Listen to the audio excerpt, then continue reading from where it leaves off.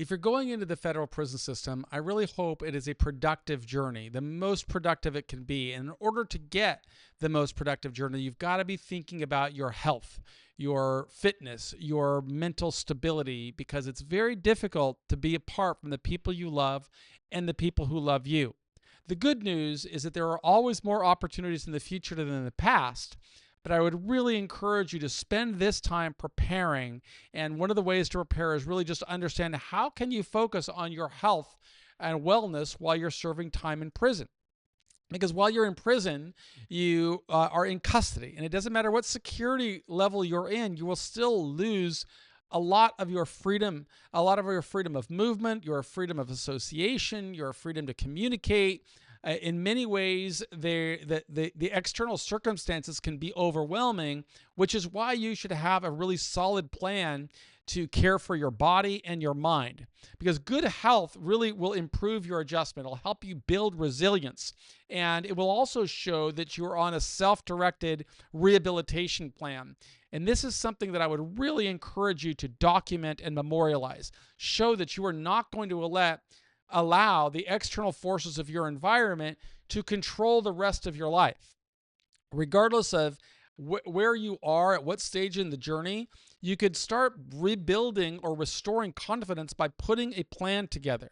And this plan is one that you should use to get you through the days, the weeks, the months, the years, and for some people, the decades ahead. Now, my name is Michael Santos. I am the founder of Prison Professors. And I always make 3 promises. I'm never going to ask you to do anything I didn't do. I'm never going to lie to you. And I'm never going to ask anybody to pay a penny for any of the information we make available on Prison Professors. I know that there are a lot of people out there who masquerade as a prison consultant, arguing that they're an expert of one thing or another or promising that they can do something for you. I want you to be very cautious of anybody who is selling you that service. You need to invest in yourself and be the CEO of your life, and you can do this. You can get through this journey, and you could actually restore confidence and feel as if you're living a life of meaning and relevance and dignity as long as you put together a plan. That plan is everything. The plan allows you to live as the CEO of your life. It will help you figure out how do you want to emerge from here. And that plan is going to be determined on your life. You are the boss. You know who you are. You know what you're going through. And the plan that I would make today, I'm 61 years old, is very different than the plan that I made when I was 23 and locked in solitary confinement facing a 45-year prison term. I didn't understand prison at that time, and so I had to break that time up into segments. But in those segments, I knew what I wanted to complete. And you can read about what I wanted to do just by working through prisonprofessors.org and all of the lessons, but it's not about me, it's about you. Now I'm 61 years old, I'm not going to devote my time to benching 350 pounds anymore. I'm not going to devote my time to going to undergraduate school and master's, a graduate program and publishing and doing all of these things, because those were things for somebody that was facing a very long sentence and at a different stage of the life cycle. I would encourage you, figure out where you are, at what stage of the journey, both in terms of your life and in terms of what you want to do. How long are you going to be there? And what's the best possible outcome? Then identify some strategies that you could use to keep your body and your mind strong. And it may change at different stages of the journey. For the first decade of my prison experience, I was very into heavy weight training because I was in a high security penitentiary, and it was really important for me to be physically strong so that I wouldn't become prey in a sea of predators. So I'm not going to tell you that's the only thing that it takes to avoid problems in prison is to be physically strong. It's much more important to be mentally strong. But at that age, that's what I wanted to do. And so I spent a lot of times, my fitness was about lifting heavy weights. Later, after I got into my 30s, I realized, geez, I'm getting much older and I'm going to have to change. I want to change my routine because I'm going to be in here for a very long time. And actually, I remember what prompted me to change my fitness routine was I read an article in the Cell one time, and it said that running was a thinking man's sport. And I realized, wow, that's what I want to be. I want to be a thinking man. And so I changed my whole routine into being a runner, a distance runner. And that even those distances changed over time, where there were times when I ran many marathons in prison. Once I ran 2 marathon distances in one day. I had to break up the speed because we were we'd have count times and so on and so forth. But this was something that helped me with my mental health, staying physically fit, doing what people said you couldn't do. This is one of the ways that I tried to take back some of the liberty that had been taken away from me. But many people go into prison and they don't necessarily become weightlifters or runners. Some prisons don't even have weights, but you could always walk. I mean, it doesn't matter where you are. You could do something to work on your cardiovascular strength. You can do push-ups. You can do burpees. You could do all types of physical conditioning that's going to help you get through the day. There's this old saying in prison that says the days pass like years and the years pass like days, right? You can get through a year and look back and say, God, I can't believe I already have a year of this behind me. You have to make sure that that's not happening to you. You have to be the CEO of your life, very deliberate, and figuring out a fitness routine that'll keep your body strong. And if you keep your body strong, that's going to help strengthen your mind as well. So another very important topic to address when we're talking about health and wellness in federal prison is diet and nutrition, right? Prisons are not known for giving you a lot of protein or a lot of really healthy meals. Many of the meals are like really processed food, institutional, high in carbs, starch, and sodium with limited fresh produce. So you want to, be really conscious of what you're eating and how much you're eating. This is a great time to really structure your diet. I had a very disciplined diet while I was in prison, as I wrote about in Earning Freedom.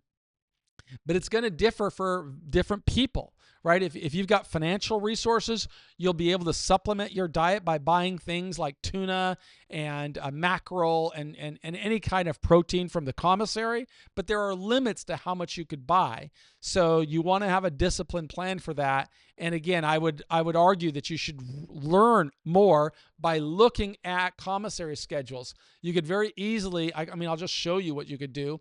Let me just share my screen. You could go to the Bureau of Prisons website, okay, www.bop.gov, right there. You can scroll to any location, list of facilities. Let's just take a Coleman FCC. Okay, let's pick the USP Coleman. And then you can scroll down here to the bottom and you will see all kinds of resources that you could use. You can find the mail, how to send money there, staff mail, all kinds of information like that. But you typically could also find the commissary list.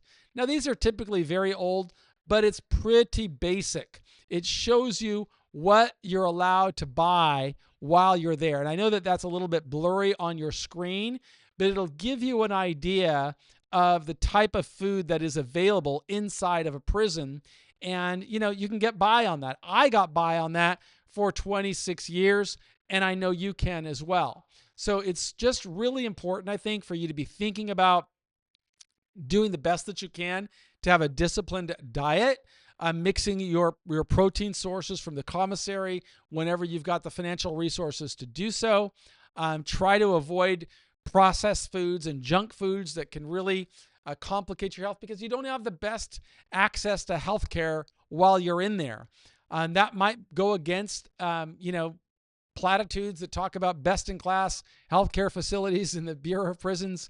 I found it's much better to be self-directed and to come up with your own strategy. The same goes for medical services. There's a lot of complaining about access to medical treatment while you're there, dental treatment. In 26 years, I would be surprised.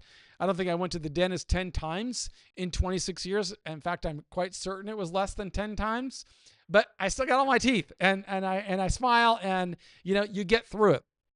Mental health is a super important subject But you can work on that yourself by reading and working through self-directed lessons and having a very deliberate plan, being the CEO of your life. I would really encourage you to come up with this plan and refine this plan and memorialize your journey in the ways that I try and teach through all of the Prison Professors programming. Open up a profile and learn how to take care of yourself and document what you're going through. All of that can be very important in your self-advocacy and also in bringing other people into your life to advocate for you. But if you do get sick, make sure that you understand the protocol for getting treatment. It's very different from the world outside. In prison, you have to, if you're sick on Monday, you kind of have to put in a request to go to the medical doctor, and you might not see them till Thursday, okay, and with an appointment.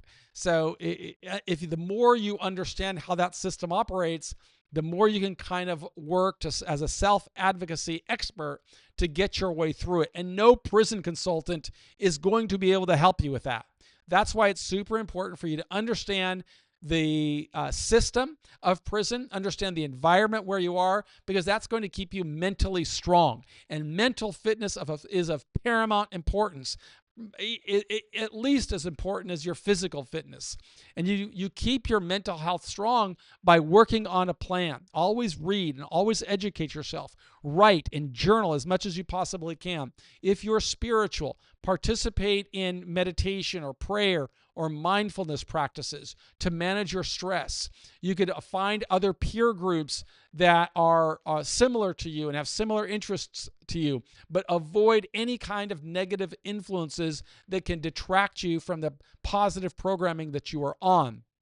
You want to surround yourself with people who are focused on personal growth and not weak people that want to control the TV room or control how other people serve their time. Maintain really strong family connections through your phone calls, your letters, your emails, and if you can get visits, that's awesome too. But I would always work on building a very strong support system. That's what got me through 26 years in prison, and I would encourage you to use all of the resources I offer for free at prisonprofessors.org so that you can learn more. And subscribe to our newsletter. Have your family subscribe to our newsletter so that you can stay up to date on what we are doing to advocate for more pathways for liberty. If you could follow us on social media, I would encourage you to do so. That's the way we spread awareness on being the change that we want to see. My name is Michael Santos. I'm the founder of Prison Professors, and I believe in you.